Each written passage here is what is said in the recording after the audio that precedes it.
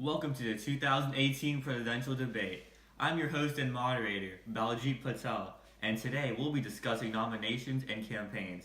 Your nominees for today are Michael Scott of the Democratic Party, Jim Halpert of the Republican Party, and Dwight Schrute of the Green Party. Hi, I'm Michael Scott, the Democratic delegate from the state of California. I'm a Caucasian male who is willing to put everything on the line for my people. I enjoy long walks on the beach and waking up to the smell of freshly cooked bacon. Hi, my name is Jim Halpert. I'm a senator from Massachusetts. I'm married, I'm white, and I'm Christian. Bears beats Battlestar Galactica. Why the are you here?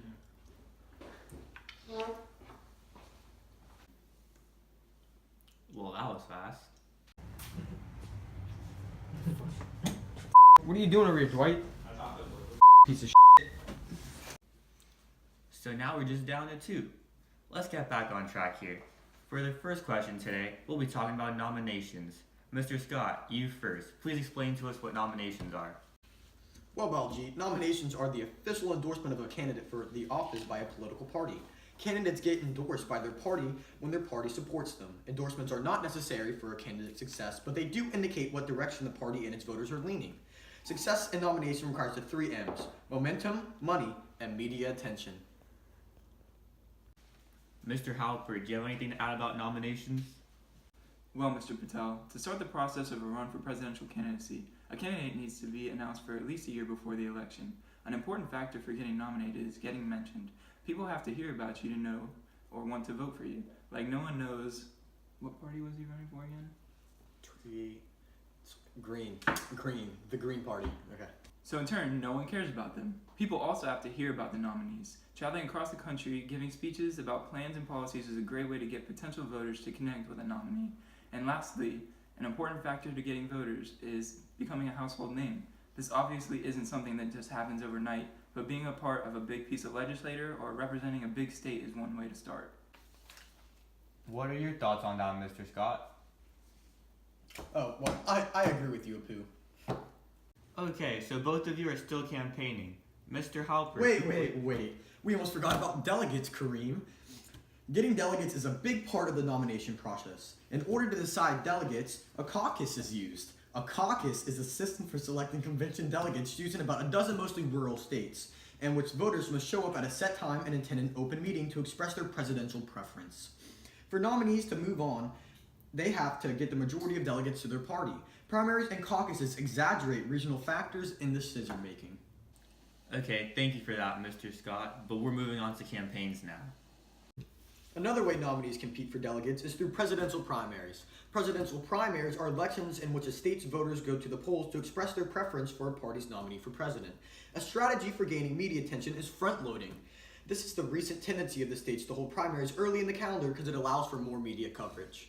Mr. Scott, we are talking about campaigns now. Might be Amir.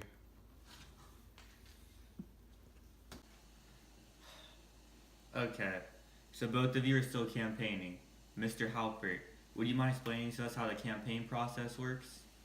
To begin, there are two kinds of campaign issues: position and valence issues. Position issues are when rival candidates have opposing views. Voters are divided and a partisan realignment may result, while valence issues are when candidates support the public, widely held view. There are many steps in organizing a successful campaign.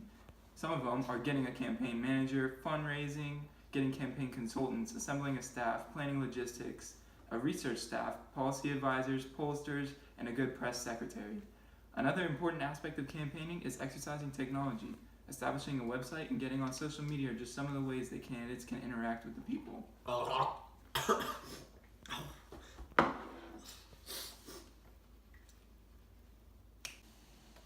So now that we know about campaigns, how has the process been treating you so far, Mr. Scott? Well, Abdul, the turn tab table, it was tough at first, but me and my team really pulled one out of the can. It was all the welfare acts that me and my team implied. It just skyrocketed us straight from the bottom to the top. We are the top. Interesting, Mr. Scott. I can't wait until that blows up in your face. You like that, yeah? Bombs and stuff. I'm not even Middle Eastern, I'm Indian. How is money a factor in campaigning, Mr. Scott? Mr. Scott? Mr. Scott? You know what I'm drawing here? No. This is your profit model. How has money been a factor in your campaigns, Mr. Scott? Well, Slumdog, let me tell you.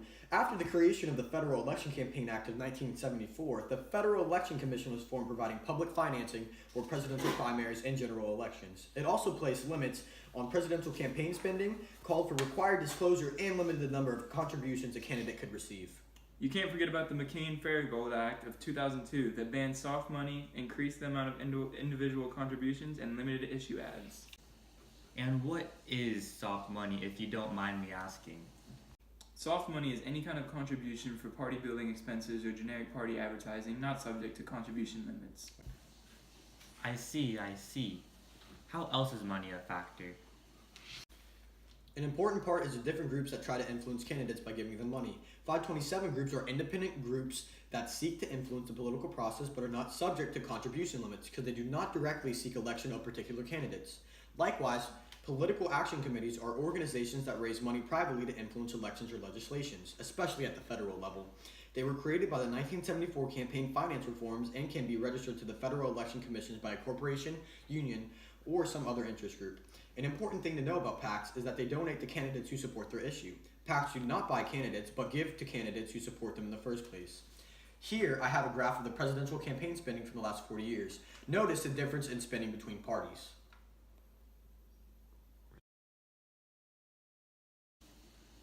Okay, that takes us to our final question. What impacts do campaigns have?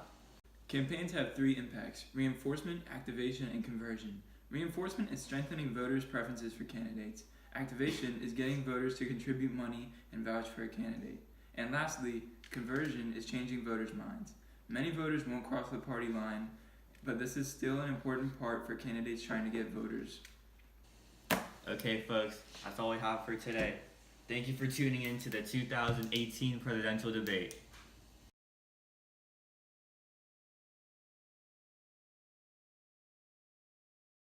I am a Caucasian.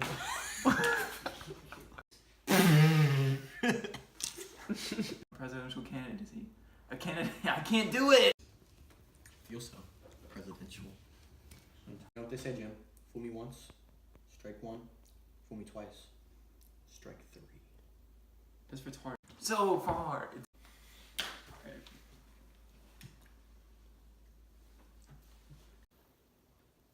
What? Well, Mr. Patel, to start the process of a run for president. Stop! I always know. That's the problem. It's never surprising.